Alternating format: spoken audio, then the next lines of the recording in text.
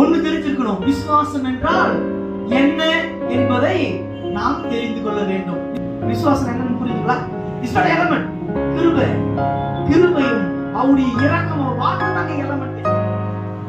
அவர் வார்த்தை எனக்குள் வருவதற்கு நான் அதுதான் அறிஞ்சிக்கிறதுக்கு என்னன்னா ஒரு வழி இருக்குது. என்னங்க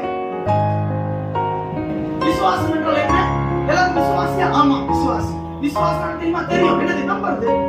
அப்படிதான் நம்பப்படுதலின் உறுதியும் காணப்படாதவர்களின் நிச்சயமாயிருக்கிறது. இதுதான் விசுவாசம். வேறு சொல்றது நான் சொல்றேன். மீட்பு கிருபையுள்ள கடவுள் அருளும் இலவசமான ஒரு ஈவு என்பதை நான் இந்த கலாத்திய புத்தகத்திலிருந்து தெளிவா படிச்சிருக்கிறோம்.